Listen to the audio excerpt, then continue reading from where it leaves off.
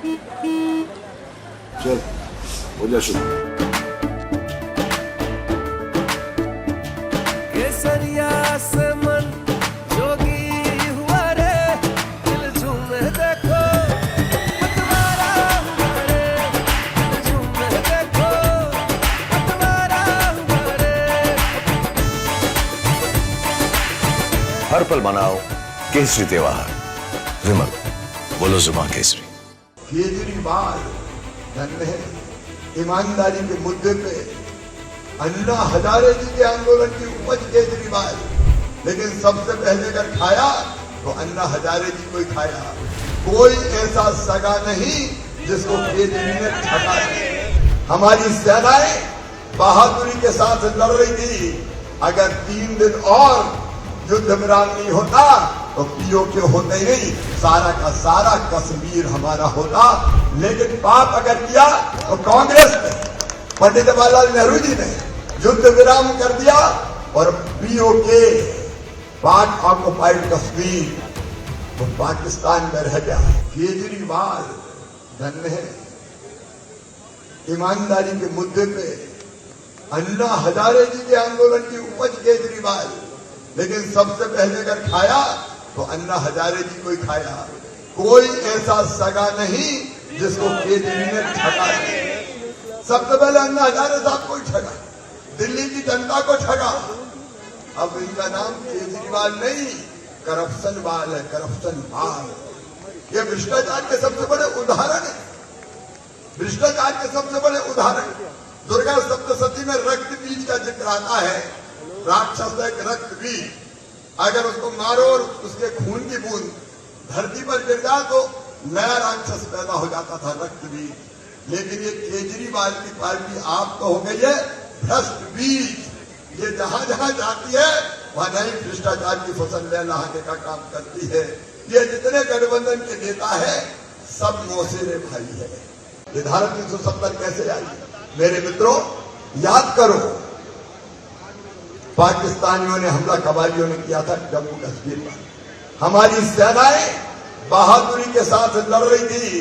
अगर 3 दिन और युद्ध विराम नहीं होता तो पीओके होते ही नहीं, सारा का सारा कश्मीर हमारा होता। लेकिन पाप अगर किया तो कांग्रेस ने, पंडित जवाहरलाल नेहरू जी ने युद्ध विराम कर दिया और पीओके पार्ट ऑक्युपाइड कश्मीर वो पाकिस्तान में रह गया। आज हमारा संकल्प है भारतीय जनता पार्टी का, क्या पीओके हमारा है और हम उसको लेके रहेंगे। वो भारत का अभिन्न अंग है। ऐतिहासिक भूल, और केवल भूल नहीं कहूंगा, मैं अपराध कहूंगा, मैं पाप कहूंगा जो पंडित जवाहरलाल नेहरू जी ने किया। क्या क्या नहीं किया तुमने? एक देश में 2 निशान, 2 विधान, 2 प्रधान कौन लेके आए? कश्मीर हमारा था, हम लोग नारे लगाते रहे, हम लोग नारे लगाते रहे। एक देश में 2 निशान, 2 विधान, 2 प्रधान नहीं चलेंगे। लेकिन कांग्रेस ने यह पाप किया और धारा 370 लगा दी। क्या ये देश चलाने का तरीका था? मैं तो प्रधानमंत्री नरेंद्र मोदी जी को प्रणाम करता हूं, एक झटके में धारा 370 खत्म करके एक देश में 2 विधान, 2 निशान और 2 प्रधान नहीं रहने। लेकिन मुझे कहते हुए तकलीफ होती है, मैं आजादी की लड़ाई पे नहीं जाऊंगा, बात बहुत लंबी हो जाएगी। लेकिन मित्रों, देश को आजाद, और उसमें भी भारत को आजादी को चांदी की तस्तरी में रख के भेंट नहीं की गई थी। हजारों क्रांतिकारी साथी हंसते हंसते फांसी के फंदों में झूल गए थे। ये चांदनी चौक भी गवाह है।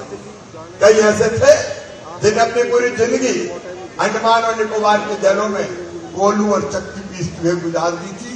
और कई ऐसे थे जिन्हें खोल दिए थे अपने सीने अंग्रेजी संगीरों के सामने और अपने गर्म गाढ़े और लाल रक्त से भारत भूमि को पवित्र किया था। उनके त्याग, उनकी तपस्या और उनके बलिदान के बाद देश स्वतंत्र हुआ था, भारत आजाद हुआ था। लेकिन आजादी के बाद जो लोग सत्ता में आए, वैसे तो महात्मा गांधी ने कहा था, आपको याद होगा, उन्हीं को याद दिला रहा हूं। महात्मा गांधी ने आजादी के बाद कहा था, कांग्रेस खत्म कर दो, लोक सेवक संघ बना दो इसको, क्योंकि आजादी की लड़ाई का आंदोलन है। नए राजनीतिक दल बने, लेकिन पंडित जवाहरलाल नेहरू ने गांधी जी की बात नहीं मानी। अपने राजनीतिक स्वार्थों की पूर्ति के लिए कांग्रेस को राजनीतिक दल बना दिया। मित्रों, महात्मा गांधी जी की बात पंडित जवाहरलाल नेहरू जी ने तो नहीं मानी, लेकिन राहुल जी मान के ही रहेंगे, कांग्रेस को समाप्त करके ही चैन की सांस बोलेंगे। जो लोग सत्ता में आए उन्हें किया क्या? सबसे पहला तो अपमान किया हमारे क्रांतिकारियों का, शहीदों का। इस देश का इतिहास पढ़ाया गया, आजादी का इतिहास पढ़ाया गया, तो हमको पढ़ाया गया हिंदुस्तान को आजादी महात्मा गांधी जी ने दिलाई, पंडित जवाहरलाल नेहरू जी ने दिलाई, इंदिरा जी ने दिलाई। मैं बापू जी के योगदान को अस्वीकार नहीं करता, महात्मा गांधी विश्वबंद है, लेकिन एक पाप किया कांग्रेस ने, हमें नहीं पढ़ाया गया।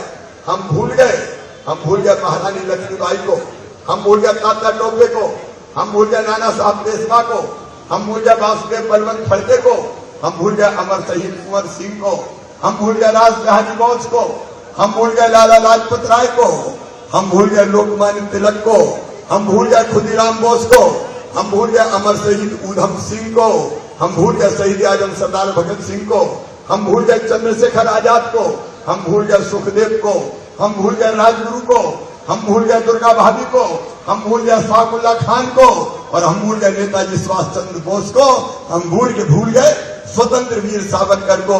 अरे उनकी समाधि पे एक दिया भी नहीं, जिनके लहू से मिली थी आजादी वतन, और जगमगा रहे हैं मकबरे उनके जो बेचा करते थे शहीदों के कफन।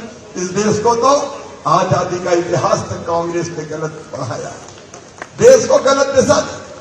मैं बचपन से विवेकानंद जी को पढ़ता रहा हूं, और आप सबसे भी कहना चाहता हूं, स्वामी विवेकानंद कहते थे, तुम केवल 3.5 हाथ के हाड़ मास के पुतले नहीं हो, तुम अमृत के पुत्र हो, ईश्वर के अंश हो, अनंत शक्तियों का भंडार हो, और अमर आनंद के भागी हो। दुनिया में कोई काम ऐसा नहीं कि जो तुम ना कर सको। तो पहली बात युवाओं को मैं यही कहूंगा, जिसको तू जान, जरा शक्ति पहचान, तेरी आत्मा में स्वयं भगवान है। और आज हम संकल्प लें, हम केवल इसलिए नहीं है कि एक सरकार बने और एक सरकार ना रहे, हम हैं अपने देश के लिए।